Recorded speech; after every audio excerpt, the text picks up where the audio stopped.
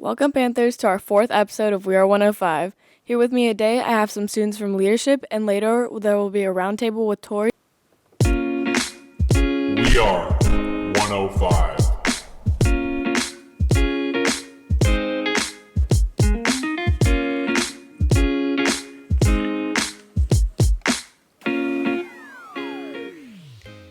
All right, welcome, you guys. How about we start with an introduction and explaining what positions you do? Why don't you go first? I am just a student for leadership. I'm Emmy. I'm in 7th grade, and this is my second year of doing leadership. I don't have a specified position, so I'm just a student right now. My name's Alyssa, and I'm the vice president, and this is my first year in leadership. So, what would you guys say is the most rewarding part of being involved in leadership, and what's the most challenging part? I'd probably say the most rewarding part is being able to be put in charge and being trusted with that responsibility of running things. I really like when we get to help out around campus because the canned sock and food drive is just so rewarding to see how much everyone donated and to help people. I like how we get to do the dances and how we help people. Can you tell us exactly what goes into the very complicated planning process when you're planning a school rally or a big dance? So basically we start off just brainstorming each individual group or table. They'll come up with a couple of ideas, we'll debate, and then we actually end up having an ASB meeting where we go over budgets and decoration planning. And then everything starts to come together, decorations, we order them, they start to come in, and we do the event.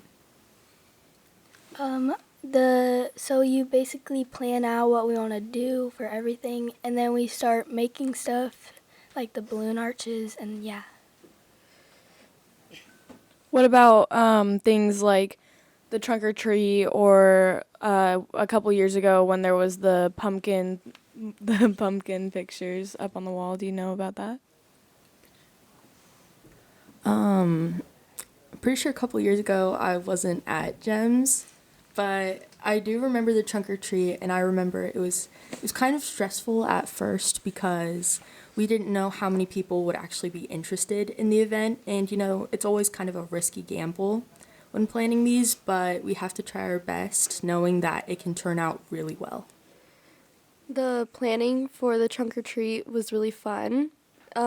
We did, like Emmy said, we really did think that a lot of people would love it, but a lot of people ended up coming and enjoying it, so that was very rewarding.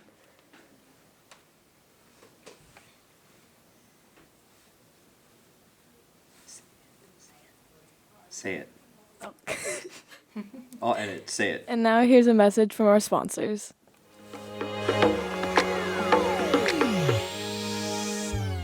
WeAre105 and GEMS TV would like to thank our Platinum and Gold level sponsors this year. Platinum level, Tamaralu Studios, Morel Events, Far West Rentals, Sierra Pacific, and Police Athletic League. Gold level, Empire Gymnastics. We thank you for your sponsorships. So if you guys could organize any event at our school, what would you want to do, and is there any chance of it happening? Ooh, okay, so I, over time, have really wanted to do a carnival type thing where we have booths and games on the blacktop. I definitely have to discuss it with Miss Mullen and the rest of the class, but I think sometime, hopefully this year, or maybe next year, I think we can make that happen. I really like the idea of an outdoor dance because all the ones indoor are really hard. It's really easy to decorate, but it's hard to keep everyone in the same room. But the out in the quad or anything like that, I feel like that would be really fun. Yeah, same with Alyssa. I feel like the outside will be a better and bigger environment to dance and do whatever you want. It won't be so hot then because everybody's sweaty and they just want to go outside to cool off. Yeah, I remember a couple years ago there was an outdoor dance. It's definitely not a lot more difficult to decorate, but with wind and trying to put up streamers and stuff, it ends up going everywhere, and taping stuff on the poles is so unreasonably difficult. Aside from planning school events, what else does leadership get involved in? So over time we have these community service hours, which is basically where we help out at events after hours school. So some things we could do is we help at the snack bar at games like basketball games or volleyball games. Sometimes we'll just help out at dances, and then sometimes, I don't think a lot of students know this, but we can actually go to other schools and help out with those teachers, and those will count towards our hours. Yeah, adding on to that, we can also get volunteer hours at I think it was like homeless shelters, and we can do like how the canned food drive at the salt mine. We can help out there, and we can also get volunteer hours for that. We just have to turn in like a certificate telling Miss Mullen. Like what Emmy said, like this year we went to Creekside and helped out there at their Starstruck dances. If you could make a single change on our campus, what would it be? Okay, Alyssa, you were talking about how we could do more paperwork rather than Chromebooks, which I think with technology improving and as we use it more in our daily lives, that's going to be kind of, it's not really up to us, but I think that would be really fun, and I think maybe not staring at a screen would probably decrease the chances of headaches, because I know a lot of kids that are like, oh, I've been staring at my screen all day, my eyes hurt, my head hurts. Yeah, I like the idea of paperwork more because I feel like, just me personally, it makes me very nauseous when I stare at the Chromebook for too long. And I feel like it's more engaging when we have to write stuff down instead of typing all the time. And it would also I know a lot of people like playing games on there, but if the teachers don't like that, then I feel like it would be easier to control it. Same with Emmy and Alyssa. I feel like paperwork would be better because of the headaches and all that. Yeah, I agree. Paperwork is definitely a lot more fun. There's a lot more paperwork in science than online. There's still online stuff, obviously, but I feel like I definitely don't want more paperwork in language arts, only because I love language arts, don't get me wrong, but writing that much gives me blisters on my hands, and I can't. One of my teachers in math, he gave us, it was like 2 parts to a test. Part was written and part was online, so it was very interesting. I didn't know there was 2 parts to it. Is there anything else you guys want to talk about?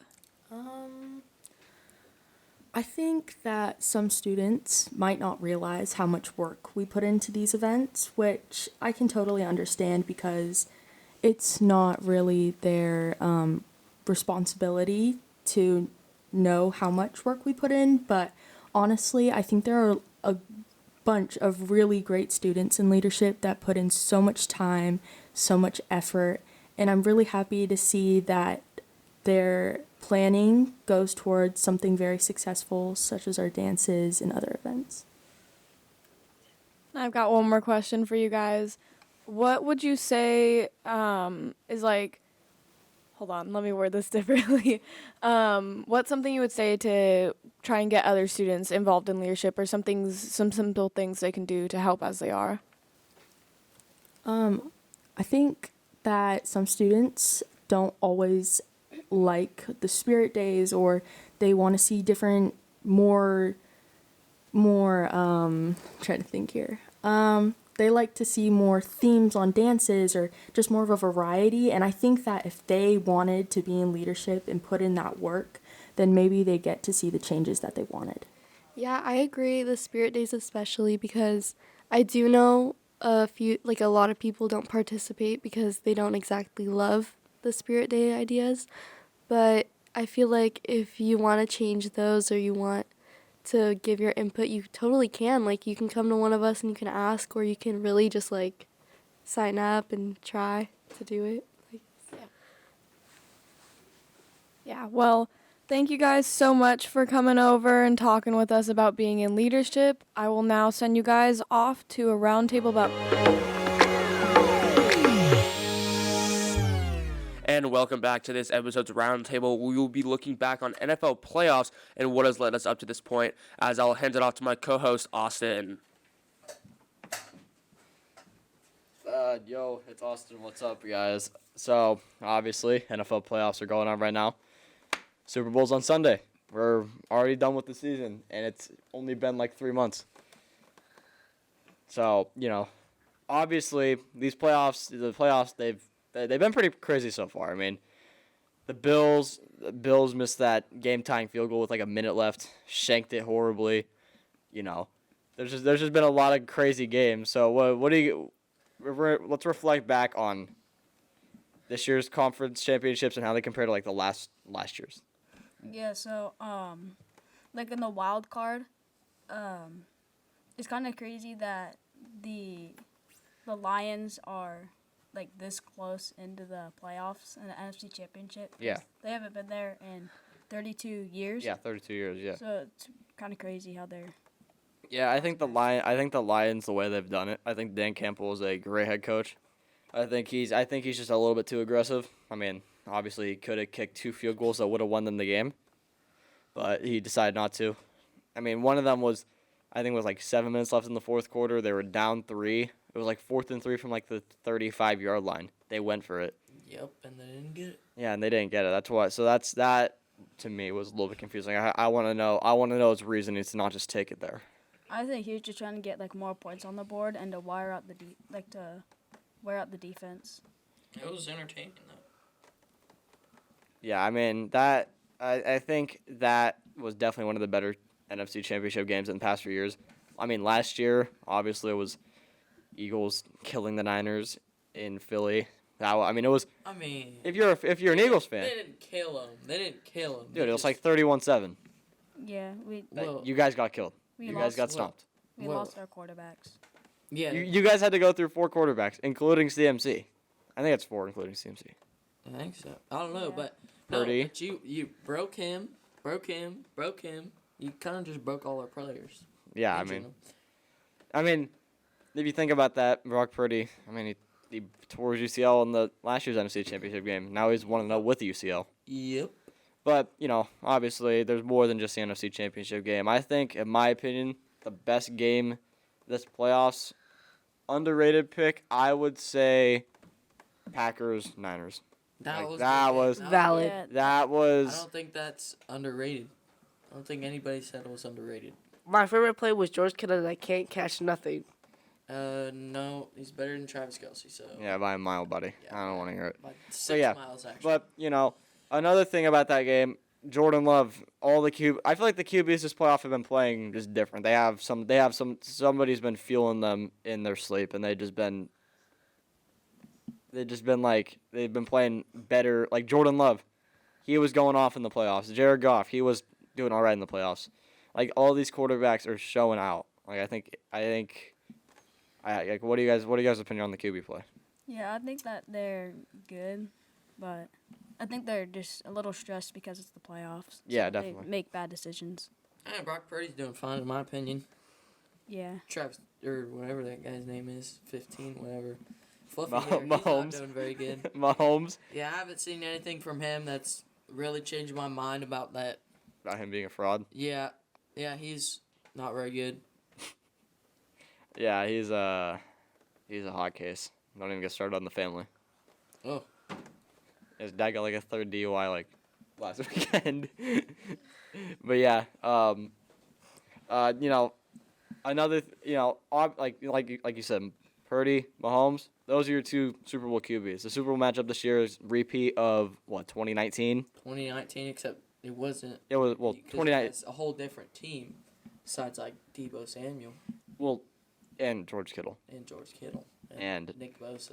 And They Forget when I said that. But yeah, obviously, we got a repeat Super Bowl matchup. It's split opinion. People think that the Chiefs will pull through. A lot of people think the Niners will pull through. A lot of people.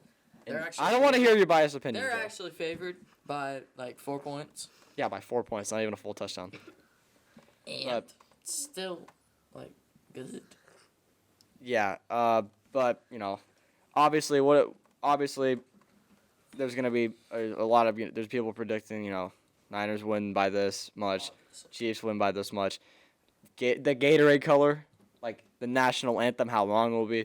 What are your guys' like crazy and wacky predictions for the Super Bowl this year? So Gatorade color. so the Chiefs last year wore the white jerseys. And we are gonna be wearing the white jerseys this year because usually the white jerseys win the Super Bowl. It's Yeah, just a yeah. thing. Well, honestly, one of my crazy takes, I think that one of the star players is going to get injured. Like I don't know, I have a feeling. One of them. I think it's gonna be somebody on the Niners because you saw their field. On the Niners. No, you saw they were complaining about their field. You're a Commanders fan? I don't want. What happened to your team? That has nothing to do with this, Joe. A Commanders fan, really? Shut up! Everybody, shut your mouth. I'm the one. I am talking. No, I think somebody from the Niners is gonna get injured. I don't know who it's gonna be. I think it's gonna be somebody who's like one of their better players. I mean, you saw they were complaining about the practice field. The one Probably gonna be Brandon Ayuk, but they sat what's his name, Chase Young. Chase Young. Yeah, they sat him. Well, he's not gonna play. He sucked for the Niners. He played because he sat. That's why he's not playing. That's why I said he sat because he sat and he's not playing. Yeah, but he sat because he's not been good. But yeah, I mean, there's just a lot of things there's just a lot of stuff that could happen. Anything else you guys want to talk about? No. About how your quarterback's going to lose. We have good defense this season. Yeah, so do the Niners, buddy. Yeah. What happens to that Packers game then? Fred Warner. First two quarters. No, actually, no. I will say this. We won Niners. all the Packers games. Niners defense is very, very shaky, but you know we'll see. We'll see on Sunday how everything's gonna turn out. I mean, big day for everybody, even if you don't watch football. Well, why would you be here if you don't watch football? Halftime show, that's why. So when he says people who don't watch football, he's talking about me, as we send it back to Alex with the main podcast. A big thanks to all of our guests today, including leadership students talking to us about what it's like being in leadership, and our roundtable guests talking to us about the Super Bowl.